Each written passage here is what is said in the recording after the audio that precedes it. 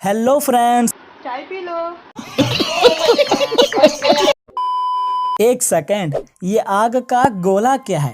ये अर्थ है। यस, ये आज से 450 करोड़ साल पहले का अर्थ है। जब अर्थ फॉर्म्ड हो रहा था तब वो ऐसा दिखता था और आज देखो ये ऐसा दिखता है। और 600 करोड़ साल पहले तो अर्थ, सन, सोलर सिस्टम ये थे ही नहीं। और गेस करो कि ये क्या है? ये तो धूल मिट्टी है।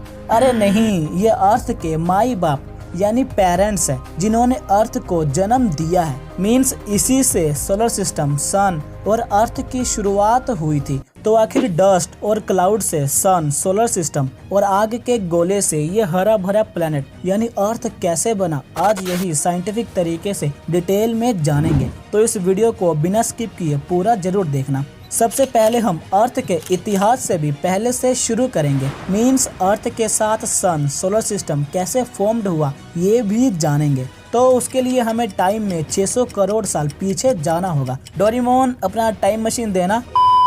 आज से करीब 600 करोड़ साल पहले स्पेस में ह्यूज डस्ट और क्लाउड यानी धूल मिट्टी, बादल के पार्टिकल्स जमा हो गए थे जो कि एक डिस्क शेप्ड की तरह दिखते थे। और ग्रेविटेशनल फोर्स की वजह से ये डस्ट और क्लाउड के पार्टिकल्स सेंटर में जमा होने लगे, जिसमें एक दिन एक बहुत बड़ा धमाका हुआ जिसकी वजह से एक आग का गोला बना। एनी गेसेस, ये आग का गोला क्या था? यस, ये सन था। और इस तरह सन का फॉर्मेशन हुआ। मीन्स डस्ट और क्लाउड में हुए एक्सप्लोशन से सन का जन्म हुआ। और उस धमाके में सन तो फॉर्म्ड हो चुका था, बट बाकी के बचे रॉ मटेरियल यानी डस्ट और क्लाउड के टीनी पार्टिकल्स स्पेस में इधर उधर बिखर गए। और समय के साथ एंड ग्रेविटेशनल फोर्स की वजह से सूरज का चक्कर लगाने लगे। और टाइम बीतने के साथ डस्ट के पार्टिकल्स एक दूसरे से टकरा कर जुड़ने लगे। और इस तरह छोटे छोटे डस्ट के पार्टिकल्स जुड़ने से साइज में बड़े होते गए। और इस तरह हमारी सोलर सिस्टम का फॉर्मेशन हुआ यानी जन्म हुआ। और 460 करोड़ साल पहले जो डस्ट के पार्टिकल्स स्पेस में टकराकर जुड़ रहे थे, अब वो इतने बड़े हो गए थे जो कि एक प्लेनेट का रूप लेने लगे थे। और इस प्रोसेस में तकरीबन 140 करोड़ साल का टाइम लगा था। यानी स्पेस में हुए धमाके के बाद डस्ट पार्टिकल्स के जुड़ने और प्लेनेट का शेप लेने में 140 करोड़ साल का टाइम लगा था। एंड अब जो डस्ट के पार्टिकल्स प्लेनेट का शेप ले रहे थे, उन्हीं में से एक प्लेनेट हमारी पृथ्वी भी थी। एंड इस तरह अर्थ का फॉर्मेशन हुआ यानी इस तरह अर्थ का जन्म हुआ। और अर्थ के साथ बाकी सभी प्लैनेट्स का भी इसी तरह फॉर्मेशन हुआ था। 600 करोड़ साल पहले सन के अराउंड जो ढेर सारे डस्ट और क्लाउड के पार्टिकल्स थे, अब वो 140 करोड़ साल बाद यानी आज से 460 करोड़ साल पहले एक दूसरे से टकरा कर जुड़ कर बहुत कम, बहुत लिमिटेड रह गए थे। और आपको जानकर हैरानी होगी कि जब पृथ्वी का जन्म हुआ था उस टाइम हमारे सोलर सिस्टम में 100 से भी ज्यादा प्लैनेट्स थे जो सूरज का चक्कर लगाते थे। एंड यू नो कि टाइम बीतने के साथ और ग्रेविटेशनल फोर्स की वजह से ये प्लैनेट्स आपस में टकरा कर जुड़ने लगे। और आज बस 8 प्लैनेट ही रह गए हैं एक्सक्लूडिंग प्लूटो। शुरुआती दौर में पृथ्वी आग के गोले जैसी थी जिसका टेम्परेचर 1200 डिग्री सेल्सियस से भी ज्यादा गर्म था, क्योंकि नॉर्मली डस्ट और दूसरे प्लैनेट्स एक दूसरे से टकराकर जुड़ रहे थे, इसीलिए अर्थ का टेम्परेचर बहुत हाई था।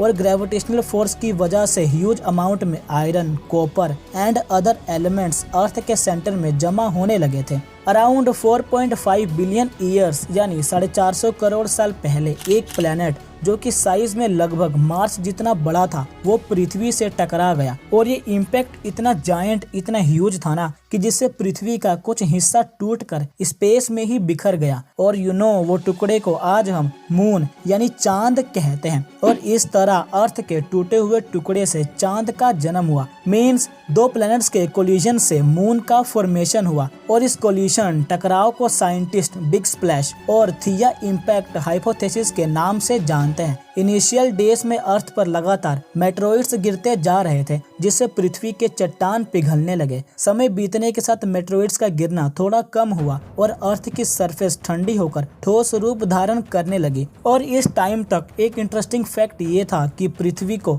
1200 डिग्री सेल्सियस से ठंडा होने में अराउंड 70 करोड़ साल का टाइम लगा था। यानी 70 करोड़ साल में पृथ्वी ठंडी हुई थी। और अर्थ पर वोल्केनोस यानी ज्वालामुखी से निकलने वाली लावा ने पृथ्वी को एक नया रूप दिया। वोल्केनो से निकलने वाली गैस जैसे नाइट्रोजन, कार्बन डाइऑक्साइड ने मिलकर वायुमंडल यानी एटमॉस्फेयर का निर्माण किया और इस तरह अर्थ पर एटमॉस्फेयर का फॉर्मेशन हुआ। एटमॉस्फेयर में प्रेजेंट वाटर वेपर जो धीरे धीरे बादल का रूप लेने लगे थे और धरती पर बारिश होने लगी एंड इस तरह अर्थ पर बादल का फॉर्मेशन हुआ और करोड़ों साल तक पृथ्वी पर लगातार बारिश हुई, जिससे अर्थ पर बहुत सारा पानी जमा हो गया था और 380 करोड़ साल पहले बारिश के पानी से महासागर ओशन का जन्म हुआ। मीन्स करोड़ों साल तक हुई बारिश से समुद्र ओशन का फॉर्मेशन हुआ और महासागर के पानी में मौजूद कार्बन, नाइट्रोजन, हाइड्रोजन मिलकर जीवन की प्रक्रिया यानी लिविंग बीइंग की प्रक्रिया को शुरू करने लगे थे। देखो अब अर्थ फॉर्म्ड हो चुका है। अर्थ पर एटमॉस्फेयर, क्लाउड, ओशन भी फॉर्म्ड हो चुके हैं, यानी अब अर्थ पूरी तरह लिविंग बीइंग के प्रोसेस को शुरू करने के लिए तैयार है। तो भाई लोग बस आज की वीडियो में इतना ही। देखो अर्थ कैसे फॉर्म्ड हुआ ये तो मैंने आपको डिटेल में बता दिया और अर्थ पर लाइफ की शुरुआत कैसे हुई इसको हम नेक्स्ट वीडियो में डिटेल में एक्सप्लोर करेंगे और महासागर के पानी से लाइफ की शुरुआत कैसे हुई और ओशन फॉर्म्ड होने के बाद अर्थ पर क्या क्या हुआ, ये एक बड़ा ही इंटरेस्टिंग टॉपिक है जिसको हम नेक्स्ट वीडियो में एक्सप्लोर करेंगे, जो कि इसका सेकंड पार्ट होगा। तो मैं आपको इस वीडियो का एक क्विक रिकैप यानी एक क्विक रिवीजन करा देता हूँ। डस्ट और क्लाउड में हुए एक्सप्लोजन से सन बना और उसके बिखरे हुए टुकड़ों से सोलर सिस्टम और अर्थ फॉर्म्ड हुआ और अर्थ के टूटे हुए टुकड़े से मून का जन्म हुआ। ज्वालामुखी से निकलने वाली गैसों ने एटमॉस्फेयर का निर्माण किया और उस एटमॉस्फेयर में मौजूद वाटर वेपर से बादल बना और उस बादल से हुई बारिश से महासागर ओशन फॉर्म्ड हुआ एंड अब अर्थ रेडी है लिविंग बीइंग के लिए। और नेक्स्ट वीडियो में हम अर्थ पर लाइफ की शुरुआत कैसे हुई और महासागर बनने के बाद अर्थ पर क्या क्या हुआ इसको डिटेल में जानेंगे। अगर आपको वीडियो अच्छी लगी हो तो इसे लाइक एंड शेयर जरूर करना और नेक्स्ट पार्ट के लिए सब्सक्राइब कर दो।